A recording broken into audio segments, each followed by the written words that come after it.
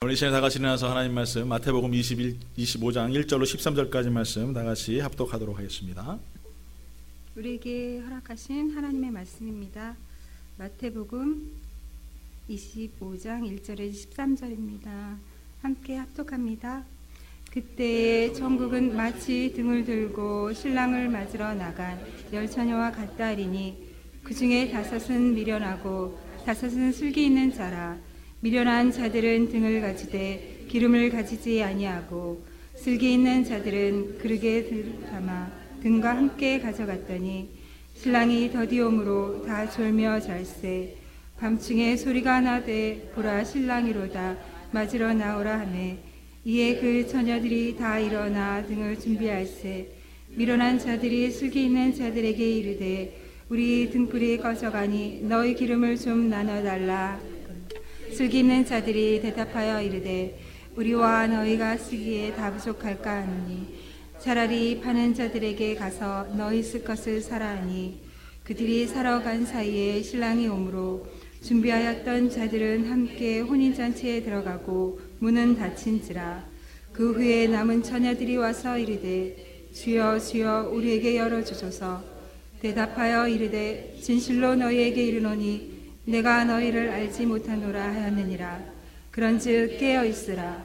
너희는 그 날과 그 때를 알지 못하느니라. 아멘. 기도하겠습니다.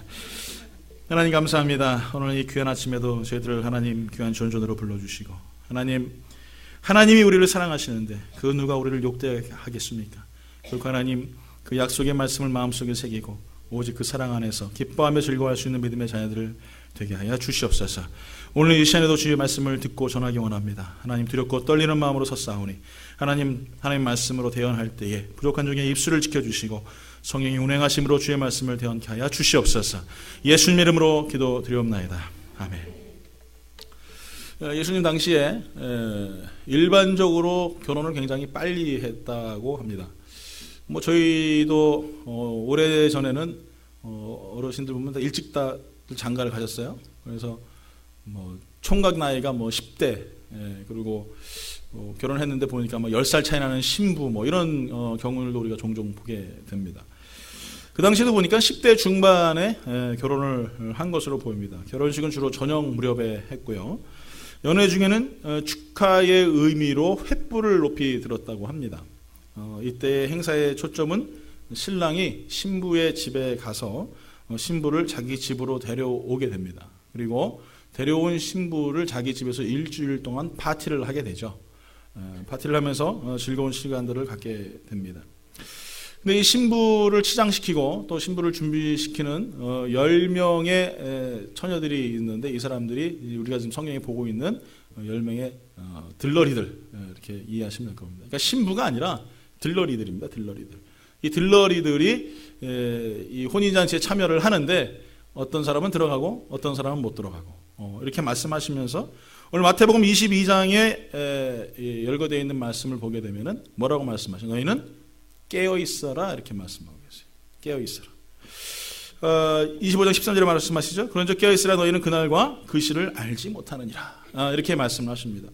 예수님께서 혼인잔치의 비유를 두시면서 슬기로운 다섯 처녀와 어리석은 다섯 처녀의 이야기를 말씀하시죠. 그래서 우리는 보통 이제 그 등불에 대해서 의미를 달고 아니면 또 기름에 대해서 의미를 달기도 하고 또 여러 가지 이제 많은 의미들을 부여할 때가 많이 있습니다. 물론 이제 그 말씀이 다 틀리다라는 것은 아닌데 이 모든 말씀들의 결론은 뭐냐 이거예요. 결론은 뭐냐? 깨어 있어라라는 거예요. 깨어 있어라. 내가 이렇쿵저렇쿵 모든 얘기를 다 조합시켜서 말을 했는데 그 결론은 뭐냐? 너희들 깨어 있어야 된다라는 말씀을 결론적으로 주님께서 말씀하고 계시는 것이죠. 우리는 보통 깨어 있는다라는 의미에 대해서 우리가 보통 이제 잘못 생각할 때가 많이 있습니다. 깨어 있는다는 게 뭡니까? 하루 종일 눈 떠 있어야 되는 겁니까? 그럼 불면증 있는 사람들은 그럼 깨어 있는 거겠네 항상. 한 2시간 자고 잠 못 자는 사람들은 깨어 있는 거겠습니까? 이건 우리 삶 가운데 깨어있다라는 것은 무엇일까? 우리가 육의 모습을 가지고 살아가는 깨어있음, 또 영의 모습을 가지고 살아가는 깨어있음, 이 깨어있음에 대한 여러 가지 많은 말씀들을 우리가 받게 되는데 이뿐만이 아니라 요한계시록에도 보면 계속 우리들에게 너희는 정신을 바짝 차리고 깨어있어라 이렇게 계속 우리들에게 말씀하고 계십니다. 그렇다면 어떻게 우리가 하는 것이 깨어있는 것이냐라는 거예요. 어떻게 하는 것이 깨어있는 것이냐? 어떻게 하는 게 깨어있는 걸까요? 저는 이 말씀을 묵상하면서 하나님께서 저에게 주신 것은 두 가지의 말씀을 주셨어요. 첫 번째는 뭐냐 하면은 우리가 먼저 깨어있기 위해서는 연약함을 인정해야 된다라는 것입니다. 나의 나약함, 나의 부족함을 인정해라. 이것을 하나님께서 저에게 말씀을 주셨어요. 마태복음 25장 5절에 봤더니 신랑이 더디 오므로 다 졸며 잘세 이렇게 말하고 있죠. 어떻게 해요? 더디 왔는데 다 졸고 자고 있었다. 이게 무슨 말입니까? 인간의 육체의 연약함에 대해서 얘기하고 있는 거예요. 여러분 잠 안 주무시는 분 계십니까? 네? 다 자죠. 네. 뭐 우리가 잘 알고 있는 세계의 유명한 리더자들을 보면 하루에 기본적으로 8시간 이상 잔다고 합니다. 뭐 나폴레옹은 뭐 3시간인가 4시간 잤다고 하는데 하여간 푹 자고 잘 자야 건강한 삶을 살 수가 있습니다. 그래서 기본적으로 7시간에서 8시간을 자야 된다라고 수면 연구가들은 이야기하고 있는데 오늘 이 시간에 여러분 우리는 누구나 다 연약하기 때문에 자야 됩니다. 잠을 안 자고서는 다음날 일을 할 수가 없어요. 쉬지 않고서는 결코 일을 할 수가 없어요. 저도 하루에 뭐 1시간씩 2시간씩 자고 한 1년 동안 일을 해본 적이 있는데 결국에는 몸이 감당이 안 돼요. 그냥 부서져 버려요. 이루 말할 수가 없어요. 그 힘듦이 너무나 힘들어요. 왜 그럴까요? 우리는요 연약하기 때문에 그래요. 우리 나약하기 때문에 그래요. 그렇기 때문에 쉼이라는 단어가 따라가게 되어 있습니다. 근데 어떤 분들을 보면은요 안 쉬어요. 예. 아침부터 저녁까지 죽으라고 일만 해요. 쉬지 않아요. 제가 여기서 말씀드리는 것은 잠만 자는 쉼을 말하고 있는 것이 아닙니다. 안식을 의미하는 것입니다. 영적인 쉼을 의미하는 것입니다. 우리가 연약하기 때문에 내가 하나님 앞에 나아가서 쉬어야 돼요. 그래서 우리는 보통 얘기하는 목사님 저는 일주일 중에 일요일밖에는 쉬는 날이 없어요. 그렇게 말씀하시는 분 계세요. 맞죠? 틀린 말입니까? 한 장로님 이틀 쉬시나요? 하루 쉬십니까? 네. 우리 김영희 장로님은 하루 쉬시나요? 네. 며칠 쉬시는지 모르겠지만 일주일에 하루밖에 쉬는 날이 없는데 그럼 그날이라도 좀 집에서 쉬었으면 좋겠는데 아침에 일어나가지고 한국 같으면 전국 노래자랑 틀어놓고 그 동네 아줌마들 나와서 춤추는 거 보면서 야 재밌다 하하하 웃고 떠들고 오후쯤 되면 식구들하고 맛있는 밥을 먹으러 나가고 그리고 저녁 때쯤 되면은 식구들하고 앉아서 같이 오손도손 이야기하면서 그러면서 하루에 지냈던 지난 일들을 나누는 것. 뭐 이게 우리가 보통 쉼이라고 이야기하는 것이죠. 그런데 진짜 쉰다라는 것은 물론 그것도 맞는 말이겠지만 내가 하나님 앞에 나와서 영적인 안식을 얻는 것이에요. 여러분 성경에 뭐라고 말씀하고 계세요? 내 영혼이 잘된과 같이 내 영혼이 잘 돼야 된다는 거예요. 결론적으로. 제가 무슨 조용기 목사님의 삼박자구원에서 말하는 게 아니라 내 영혼이 일단 잘 돼야 돼요. 내 영혼이 잘 안 되니까 내 육체가 잘 안 되는 것이죠. 내 영혼이 잘 되는 사람은 내 육체도 잘 되고요. 삶이 잘 되고요. 뭐든지 잘 될 수 있다라고 기복주 신학자들은 이렇게 얘기해요. 내 영혼이 잘 된다는 것은 내 육체가 잘 된다는 의미가 아닙니다. 내 영혼이 잘 된다는 것은 영원한 생명, 정말 다시 한번 내가 하나님 앞에 나아갔을 때 여러분 2번 죽습니까? 한 번 죽잖아요. 한 번 죽을 그때에 내가 하나님 앞에 내 영혼이 잘 되어서 나아가는 모습을 우리에게 보여주고 계시는 거예요. 여러분 육의 안식을 원하십니까? 영의 안식을 원하십니까? 내가 영의 안식을 취하는 사람은요 기쁨과 감사함이 넘칩니다. 제가 소실적이에요. 지금도 소실적이지만 여러분에 비하면은 소실적에 교회에서 살았어요. 학교 갔다 와서 교회 가가지고 혼자 앉아가지고 피아노도 못 치는데 그냥 막 피아노 두들기고 앉아있고요. 찬양하고요. 끝나고 나면 들어가서 기도하고 공부는 언제 해요? 공부할 시간도 없이. 맨날 그렇게 살았어요.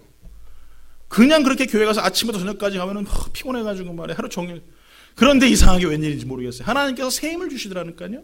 일주일 동안 살아가는데 내가 하나님의 은혜 가운데 거하며 살아갔던 것 가운데 하나님께 축복해 주신 은혜들이 내 속에 계속적으로 간섭함이 있어요. 제가 한국에 있을 때 청소년 사역을 오래 했어요. 아이들과 같이 제일 먼저 한 게 뭐냐면 매일 저녁 7시마다 기도했어요. 처음에는 아이들과 같이 이제 수예배가 있으니까 월요일 날은 좀 쉬고 화요일 날 목요일 이틀 동안 기도회를 했어요. 매일 7시마다. 한국에는 뭐가 있습니까? 야자가 있죠. 야자가 뭔지 아세요? 야자수 말고 야간 자율학습이라고 해가지고 수업 끝나고 나서 그 아이들을 교실에다 선생님들이 가둬놓고 공부를 시켜요. 근데 그 아이들이 처음에 기도를 하러 나오는데 회장, 총무 한 2명 정도 나와서 기도를 하는데 애들이 기도를 할 줄 알았어요? 아무도 모르죠. 그런데 가면 갈수록 애들이 은혜를 받고 성령 충만하니까 2명이요, 10명이 되고요. 10명이요, 20명이 되고요. 30명이 되고요.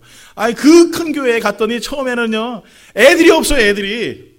예, 한 10명 정도밖에 청년이 없고, 그 많은 아이들이, 그 큰 교회에 한 10명 청소년밖에 없었어요. 근데 그게요, 막 100명이 되고 말이에요. 200명이 되고요. 아이들이 막 부흥되기 시작하는 거예요. 그런데 더 놀라운 건 뭔지 아십니까? 여자애들이요, 치마 입잖아요. 그죠? 교복이요. 그 안에다가 추리닝을 딱 걷어 칼치고요, 월담을 하는 거예요.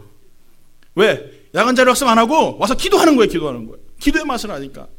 그러니까 학부모들이요, 그 성도님들이 난리가 났어요. 담임 목사님 전화해가지고, 목사님, 저 전도사님 그만 좀 기도시키라고. 애들 저렇게 기도시켜가지고 대학교나 가겠냐고. 그래가지고요, 목사님이 저한테 뭐라고 그러셨겠어요? 예? 기도하지 말라고? 제가 그 목사님 존경하는 게 뭔지 아세요? 그런 말씀 안 하셨어요. 알았어요, 내가 얘기할게요. 그러고 얘기 한마디도 안 하셨어요. 얼마나 저는 존경하는지 몰라요, 그 목사님 지금도. 그러니까 그 큰 교회를 운영하시죠. 그런데 놀라운 건 뭔지 아세요? 우리가 생각할 때 상식적으로 그 아이들이 뭐 저녁에 야간 자율로 해서 공부를 해야 되고 뭐 해야 되지 않겠어요? 그럼 성적이 올라가야 되지 않겠어요? 그런데요, 놀라운 건 뭐냐? 그 애들이 원하는 대학교 다 들어갔어요. 다. 지금은요, 그 교회 기둥 같은 집사들이 돼가지고요, 얼마나 교회 생활 열심히 하는지 몰라요. 여러분, 이게 뭘까요? 저는요, 이런 과정들을 너무나 많이 봤습니다. 하나님의 일을 한다고 해가지고 우리가 처음에 봤을 때 손해보는 것 같죠. 시간을 버리니까 아이들이 쉬지 못하는 것 같죠. 그 시간에 공부하면 더 많은 지식을 얻을 수 있을 것 같죠. 그런데 하나님이 관여하시고, 하나님이 관여하시고 간섭하시니까 그것보다 100배, 1000배, 10,000배의 축복을 주세요. 지금도 아이들이 전화가 와요. 이제는 애 둘 딸린 엄마가 돼가지고요, 목사님. 그래, 지금 옛날 아이들 다루듯이 제가 이렇게 막 말하면 안 되잖아요. 그렇죠? 웬만하면 좋게 말하려고 하는데 어느 때 툭툭 나올 때가 있어요. 그런데 그렇게 아이들이 성장을 했어요. 오늘 여러분, 우리의 힘은 뭘까요? 우리가 하나님 앞에 나아갈 때에 우리가 연약하기 때문에 나의 지식의 한계가 있고, 이 머릿속, 여러분 IQ 150 이상 있으십니까 여기? 네? 제가 153이에요. 믿거나 말거나. 네. 여러분 IQ 150 아무 소용없어요. 여러분 아인슈타인, 우리가 가지고 있는 뇌예요 0.001%도 못 쓴 사람이에요. 그런데 그 사람 대단하다고 하잖아요. 그런데 그 사람을 만든 이가 누구시냐고. 우리가 이해할 수 없는 이 화학적인 요소들, 또 생물학적인 요소들, 천재의 모든 것들을 만드신 이가 누구시냐고. 그 하나님이요, 내 지식을 보고 기뻐하시는 것이 아니라, 내 가지고 있는 것을 보고 기뻐하시는 것이 아니라, 하나님 앞에서 나의 연약함을 인정하고 쉼을 얻기 원하시는 것을 기뻐하신다는 것이에요. 이것을 인정하지 못하면요, 항상 나는 강하다라고 생각합니다. 나는 위대하고 난 능력 있는 사람이라고 생각합니다.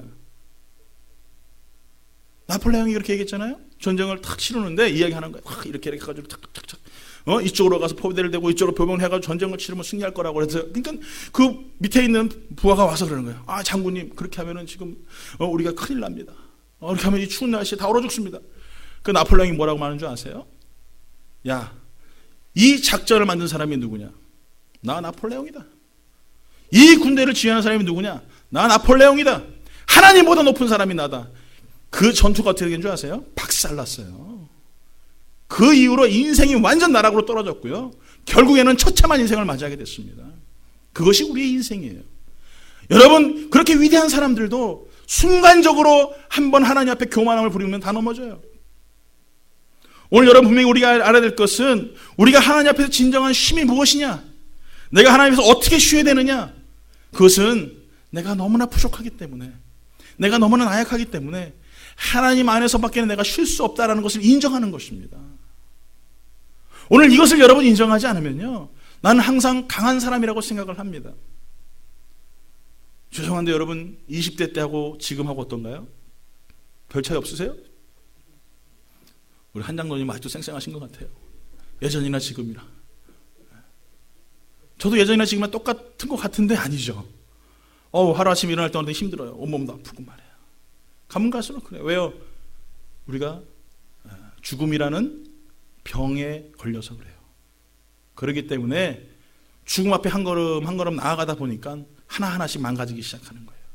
뼈도 망가지고, 관절도 망가지고, 관절염도 걸리고, 암도 걸리고. 왜요? 죽음이란 병에 걸려있기 때문에 그래요. 육체는 그래요. 육체는.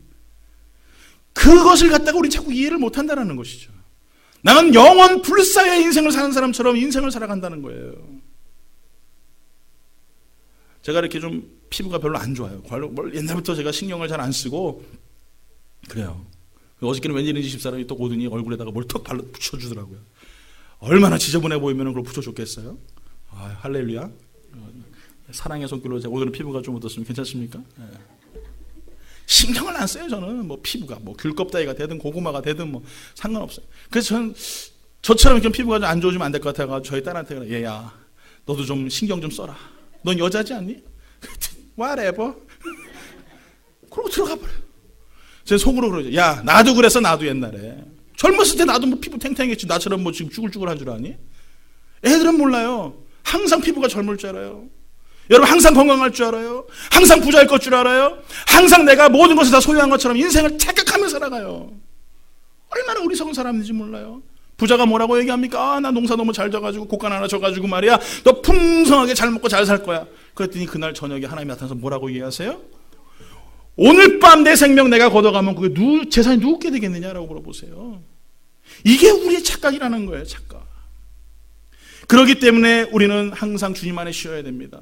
그 안에서 평안을 누려야 됩니다. 그 안에서 위로를 받아야 됩니다. 거기에 생명이 있고요. 거기에 소망이 있고요. 거기에 기쁨이 있는 줄 믿습니다. 우리 옆에 분하고 인사합니다. 우리 주님 안에서 쉬세요 하고 한번 인사 한번 해보세요.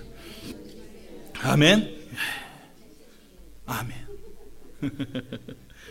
여러분 오늘 본문에 봤더니 존다 잔다 이렇게 얘기하고 있어요. 존다 잔다. 졸고 자는 건 뭐예요? 피곤하니까 졸죠. 피곤하니까 자죠. 이게 우리의 모습이에요. 우리 주님이 우리는 언제 오실지 몰라요. 처음에는 막 은혜 받아가지고 막 으쌰으쌰하죠. 막 성령 충만해. 나 혼자 세상의 모든 은혜는 다 받은 것 같아. 그냥 막 방언하고 말해. 막 은사 받아가지고 전도하고 막 그러다가 주님 오신다고 그랬는데 1년이 지나도 안 오시고 2년이 지나도 안 오시고 2000년이 됐는데도 아직도 안 오시네. 그렇죠? 그래요 안 그래요? 그러니까 어때요 우리는? 안 오시려나? 그러면서 어떻게 되는 줄 아세요? 자요. 쿨쿨 자요. 오든지 말든지 했다 모르겠다 나 피곤해 죽겠는데 자야지. 이게 우리의 모습이에요. 왜? 영적으로 기다리다 여러분 사람이요 만약에 내일 예수님이 오신다 그러면 지금부터 난리 납니다 여러분. 그렇죠? 네? 박교 집사님 내일 예수님 오시면 어떻게 하실 거예요? 이렇게 안 살죠. 그렇죠? 제일 먼저 남편부터 회개시키고 당장 너 예수 믿어야 돼. 너 죽어. 막 그러지 않겠어요? 난리가 나는 거예요. 그래가지고 어떻게 돼요? 뭐 재산 다 팔아버리고 내가 이거 뭐 소용있어 내일 예수님 오시는데. 그래가지고 어떻게 돼요? 다 교회로 와. 왜? 내일 예수님 오시니까. 그래서 뭐예요? 다 하얀 한복 입고 깨끗이 이발도 하고 여기 앉아가지고 기다려 찬송 부르면서 어서 막 찬송 부르고 정신병자들이 이렇게 하는 거예요. 주님은요 우리가 생각하는 것처럼 그렇게 오시는 분이 아니십니다. 예수님의 잡은요 언제 오시는지 모르세요. 주님도 뭐라고 말씀하시느냐? 깨어있어라. 그때와 그 시를 알지 못한다 이렇게 말씀하고 있어요. 그 잡은 하나님 잡이에요. 하나님만이 그때와 그 시를 아시는 거야. 그러니까 우리는 어떻게 살아야 되는 거예요?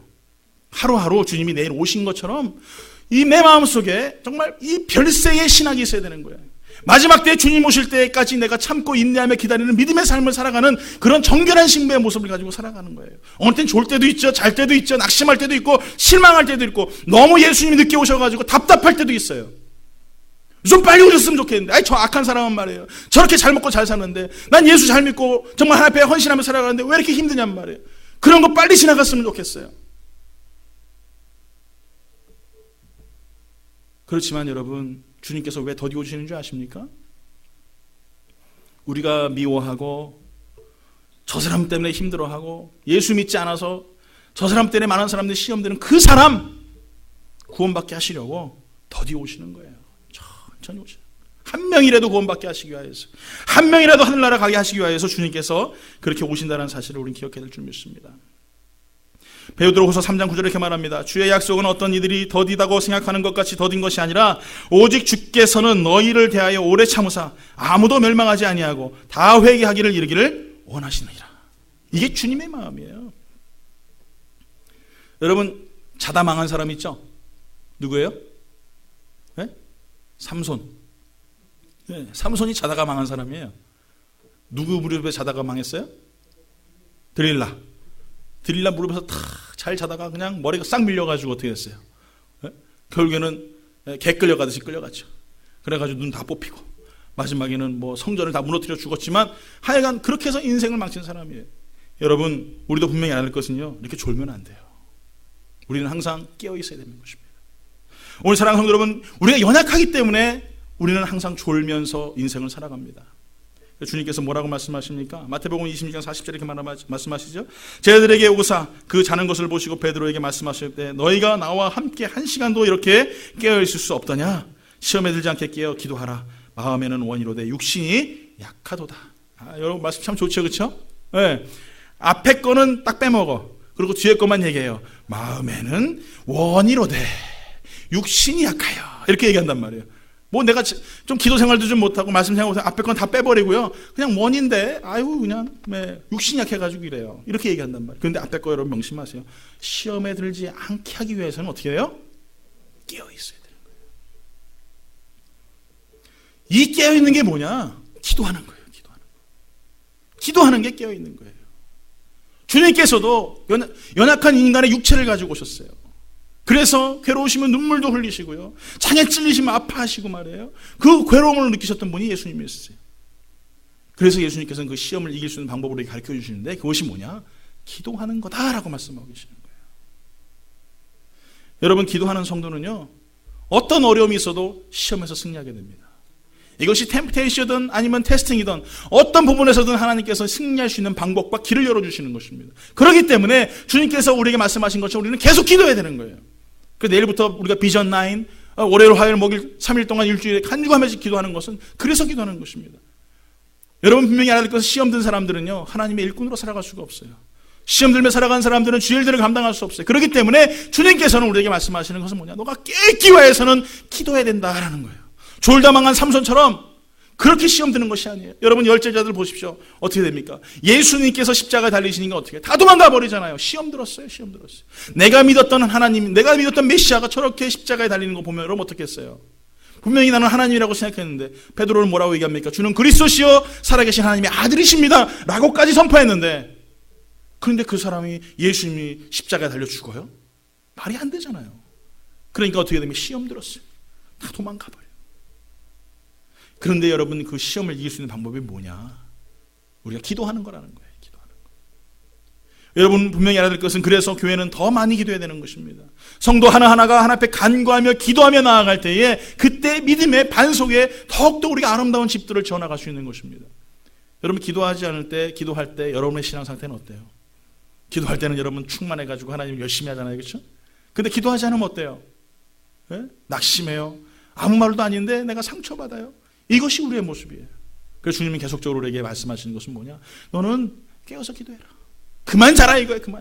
그만 졸라 이거예요. 정신 바짝 차리고 하나님 앞에 간구하며 기도하는 믿음의 삶을 살아가라라고 말씀하고 계시는 것이죠.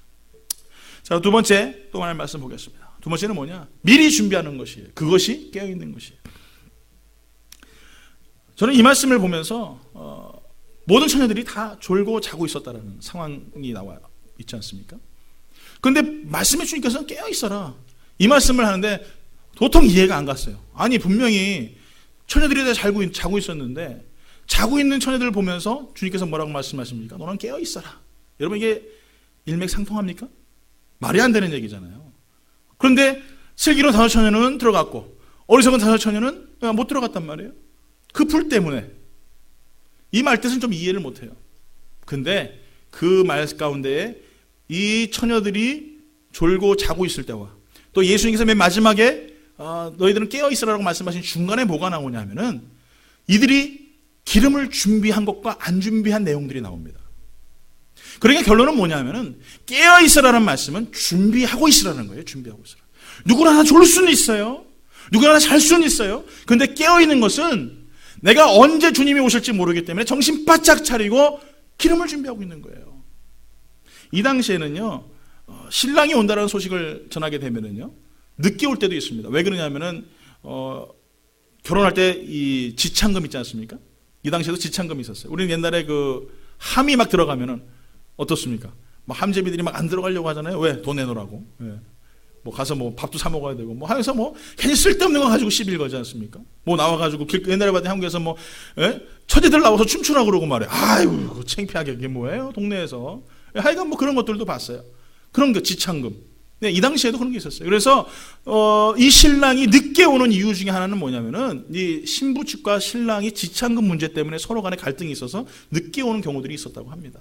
그래서 이 신랑도 마찬가지로 이 신부를 데리러 왔는데 너무 늦게 온 거예요. 다 잠이 들었어요. 근데 문제는 뭐냐면은 잠이 들어도 상관없어요. 근데 기름을 준비해야 되는 건데, 이 당시에 기름을 준비한다는 것은 횃불을 준비하는데 이 횃불에 감람유를 부어서 불을 밝히게 되어 있습니다. 이거는 축하한다라는 메시지예요. 횃불을 든다라는 것은. 그래서 축하의 메시지를 위해서 횃불을 들어야 됩니다. 근데 이 불이 15분 정도밖에 안 켜진대요. 그래서 15분이 지난 다음에 다시 감람유를 넣어서 다시 또 불을 붙여야 되는 거예요. 근데 슬기로운 사도처녀는 신랑이 들어올 때 얼마나 많은 시간이 필요할지 모르기 때문에 미리 기름을 준비했지만 이 어리석은 사도처녀는 준비하지 않은 거죠. 그러니까 이 어리석은 사도처녀가 뭐라고 얘기합니까? 그 기름 좀 나에게 빌려달라 이거예요. 그런데 그 슬기로운 사도처녀는 뭐라고 얘기해요? 딱 잘라서 얘기하죠. 안 된다. no라고 얘기해요. No. 좀 너무 무섭지 않을까요? 너무 잔인하지 않나요? 아니 같이 왔는데 좀 같이 좀 나눠주고 말해. 좀 써가지고 좀 혼인연세에 들어가면 좋을 텐데 no 하고 단호하게 얘기합니다. 어떻게 보면 하나님의 사랑하고 조금 안 어울리는 것 같지 않습니까? 그렇게 단호하게 잘라서 얘기하는 것. 하나님의 사랑은 다 베푸는 건가요? 하나님의 사랑은 다 용서하는 건가요? 하나님의 사랑은 잘못하는 사람들이 있으면 다 품어주는 건가요? 맞아요. 하나님의 사랑은 정적인 면에서는 그렇습니다. 정적인 면에서는 맞습니다. 그렇게 사랑하고 용서하고 베풀어주고 감싸주는 것입니다. 그런데 하나님의 그 사랑은 공의의 측면에서 봤을 때는요, 잘못된 부분에 대해서 정확하게 그거에 대해서 책찍을 드시고 매를 드시고 그들의 잘못함에 대해서 이야기하시는 것이 그게 하나님의 사랑입니다. 우리 하나님의 사랑을 너무 정적인 부분에서만 이해할 때가 많이 있어요. 근데 하나님은 그렇지 않습니다. 왜 사랑하는 이스라엘 백성들 하나님이 치셨겠습니까? 사랑하는 자기 백성들 아담과 하와를 에덴 동산에 내쫓아 버리셨겠습니까? 하나님의 사랑이 많으신데 하나님의 사랑은요 정확하세요. 공의와 하나님의 사랑은 정확하세요. 그렇다고 해서 공의를 이루신다고 해서 하나님의 사랑이 없으신 것이 아닙니다.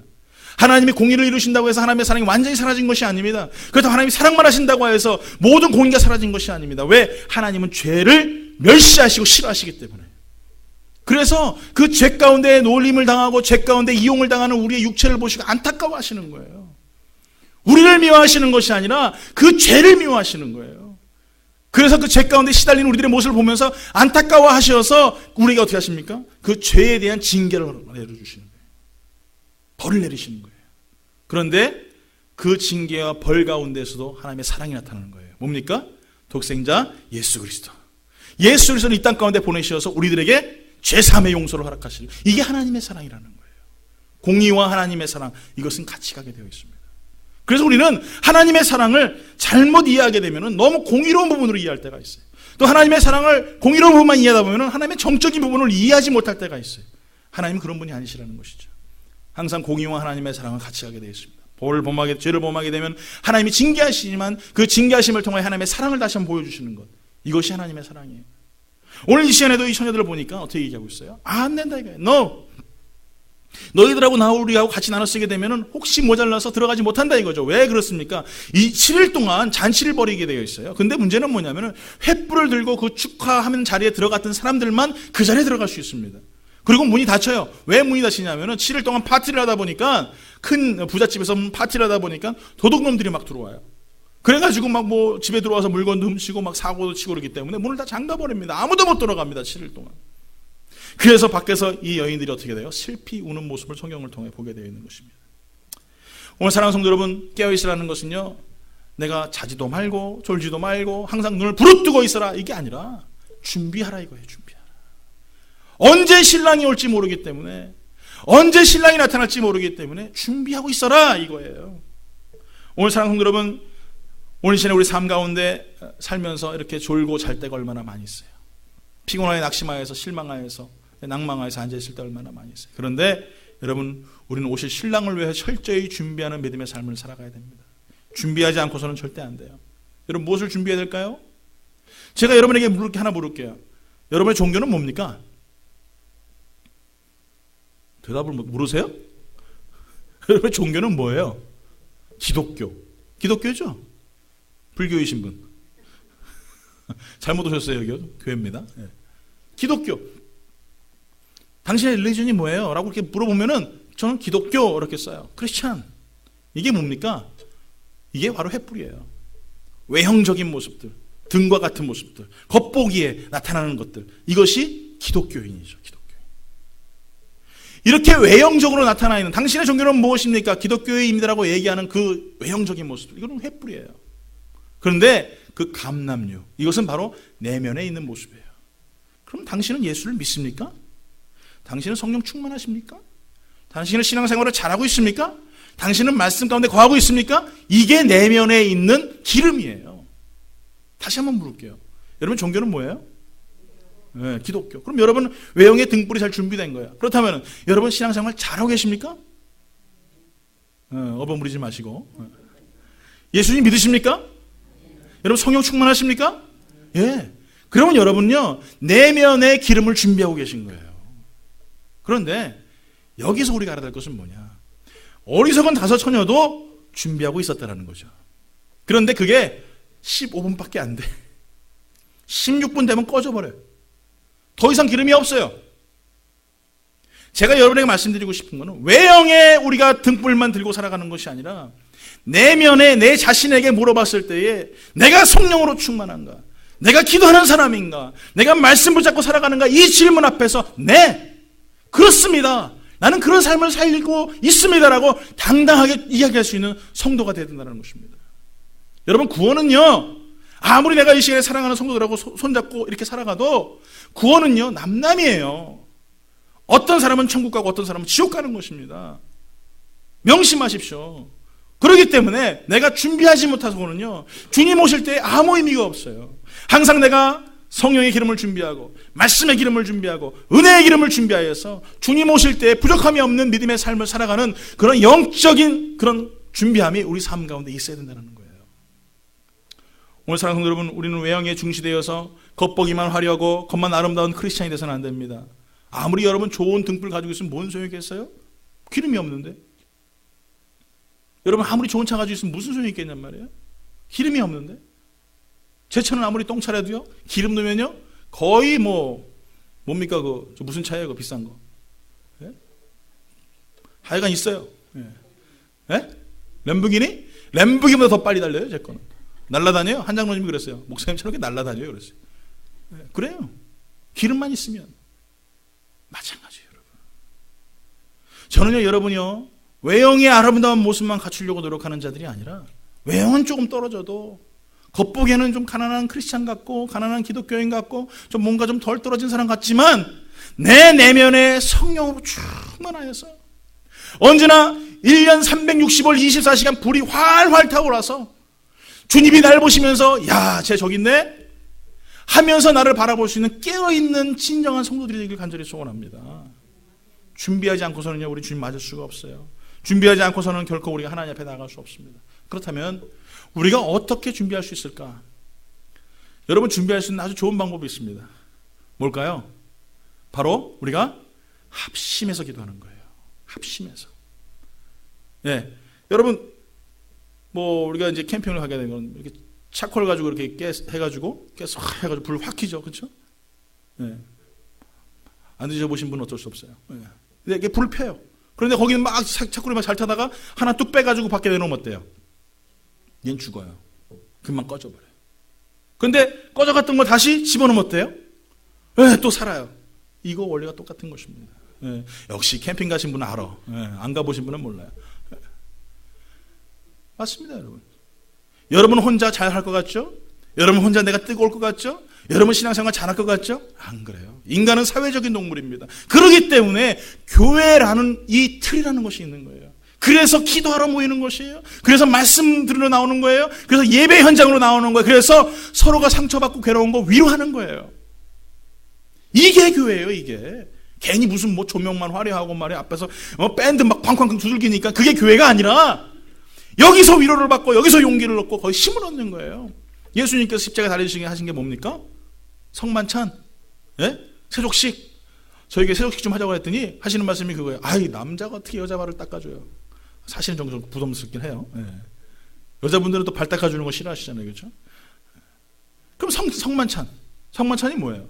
밥 먹는 거예요. 쉽게 말하면 예? 같이 앉아가지고 떡 나눠 먹고 포도주 먹고 밥 먹자 얘들아. 그래, 먹어. 그러면서 뭐가 되는 거예요? 식구가 된 거죠.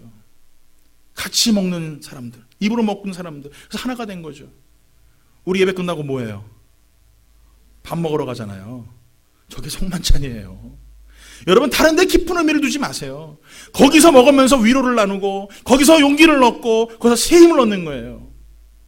물론 여러분, 제가 말씀드린 어떤 그 미닝을 잘 이해하시기 바랍니다. 여러분, 우리가 하나님 안에서 이렇게 하나가 되는 것, 이것이 성도고 그것이 교회인 것입니다. 결코 여러분 혼자 잘 탈 수 없어요. 그렇기 때문에 힘들고 어려울 땐 교회에 나와서 기도를 부탁하는 거예요. 같이 기도해 주세요. 같이 협력하며 기도해 주세요.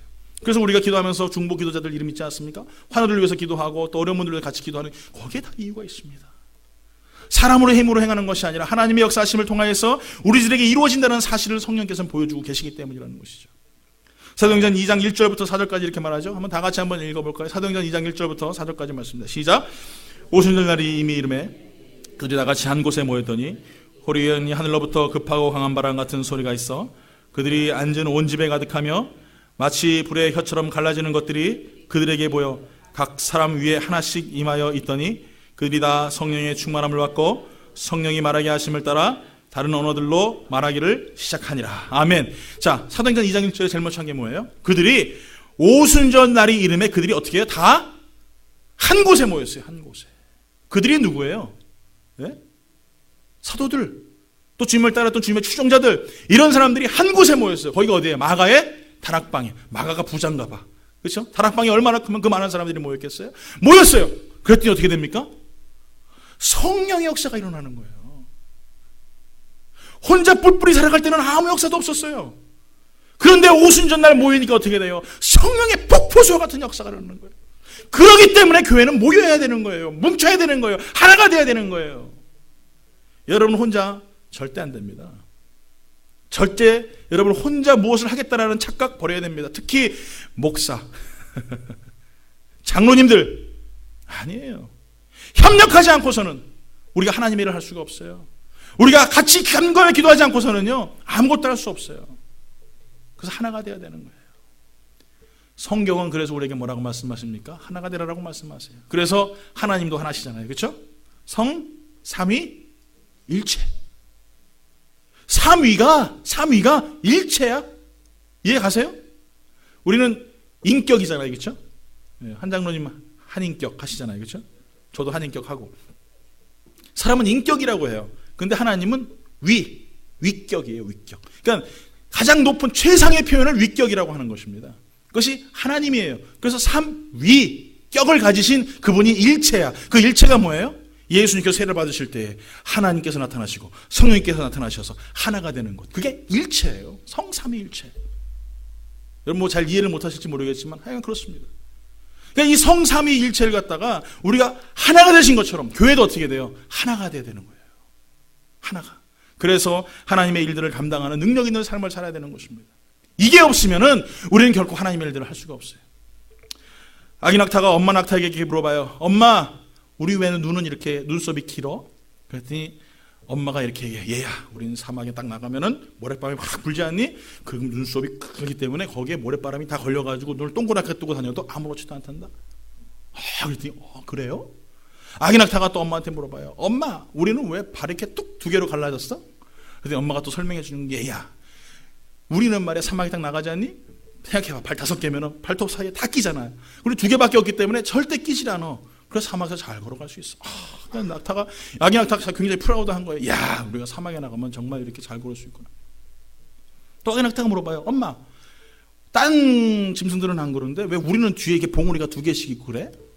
그랬더니 엄마가 그러는 거예요. 얘야, 우리는 사막에 나가면 먹을 물이 없지 않겠니? 그럼 거기다 물을 잘 비축해놔가지고 말이야, 다니면서도 조금씩 빼가지고 물을 먹을 수 있단다? 야, 이 세상에 사막에 최적화되어 있는 거야, 이 짐승은요. 그러니까 자기 자신이 너무너무 막 대단한 거예요. 그래서 이 아기 낙타가 엄마한테 이렇게 물어봐요. 근데 엄마, 근데 우리는 왜 동물원에서 뭐 하는 거야, 지금? 아휴, 이해를 못하니 참. 이제 웃기는 분들은 뭐예요? 네. 세크라멘토가 조금 한 박자 늦어요. 충청도 분들이 많아서 그런가. 양복모 집사님 벌써 웃었어요? 아까 웃었는데. 네. 여러분 무슨 말이에요? 아무리 우리가 최적화되어 있고 아무리 가진 탤런트가 많고 아무리 능력이 많아도 동물원에 있어는 아무 소용이 없어요. 오늘 여러분 우리 알아야 할 것은 성령의 능력을 사모하고 성령의 능력을 가지고 있는 사람은 사막으로 나가야 되는 거예요. 그 하나님의 일들을 감당하고 능력 있는 믿음의 삶을 살아가는 그런 능력 있는 사람이 되어야 되는 것입니다. 여러분 마귀의 종로로 타여서 여러분 그곳에 갇혀서 사로잡히는 자들이 아니라 성령에 취하여서 성령의 은혜에 사로잡혀서 여러분 살아갈 수 있는 성도가 되길 바랍니다. 너무 시간이 많이 지나서 제가 더 이상 말씀 못 드리겠고 결론을 맺도록 하겠습니다. 깨어있어야 한다는 이유가 무엇이냐라는 거예요. 왜 깨어있으라고 우리에게 말씀하셨을까? 또 혼인잔치에 우리가 들어가야 된다라는 사실에 대해서 우리가 좀 생각해봐야 되는 것입니다. 왜 깨어있어야 되는가? 결론은 간단합니다. 혼인잔치에 들어가기 위해서예요. 거기에 가기 위해서 우리는 깨어있어라라고 말씀하고 계시는 거예요. 혼인잔치가 뭡니까? 주님 오실 때예요. 우리 예수님 오실 때예요. 그 잔치에 우리가 들어가는 거 아니겠습니까? 그 잔치에 들어가기 위해서 어떻게 해요? 깨어있어야 되는 것이죠. 근데 그때를 알아요? 언제인지 아시는 분? 아무도 없어요.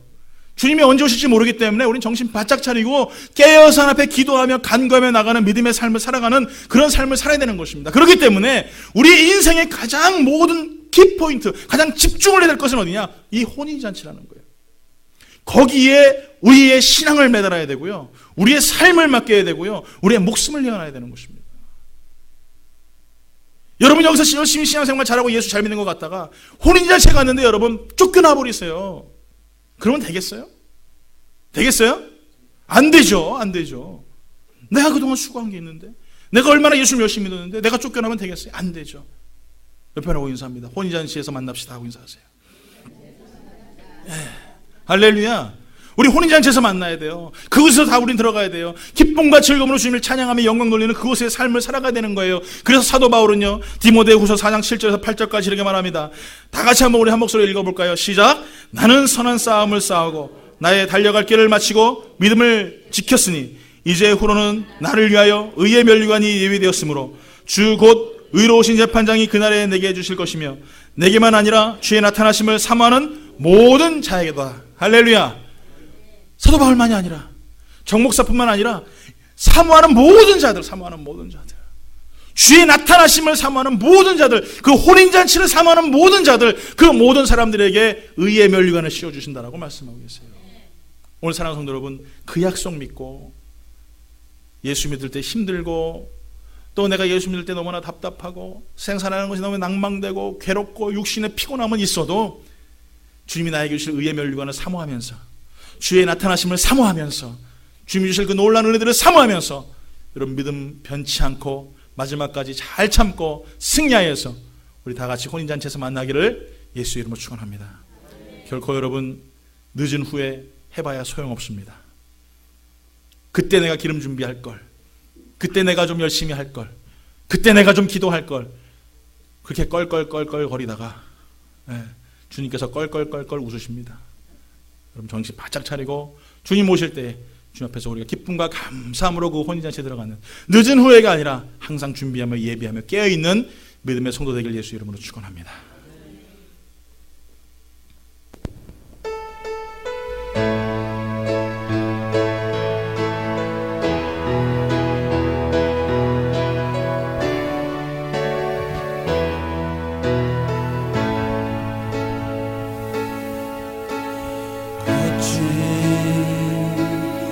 주의 십자가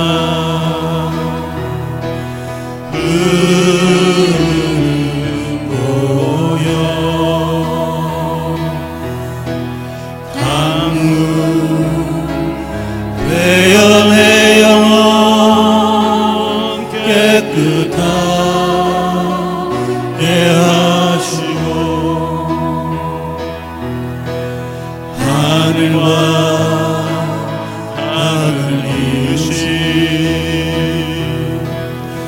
주님의 보혈 내 평생의 자랑은 주의 십자가로다.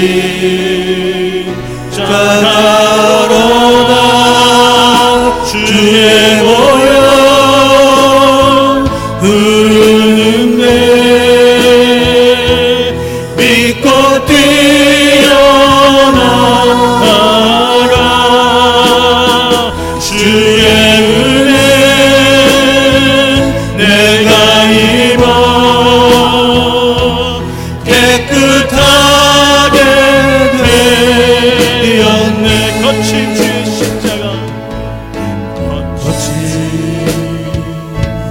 주의 십자가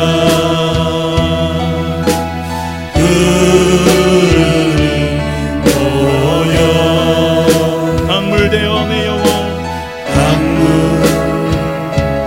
되어 내 영혼 깨끗하게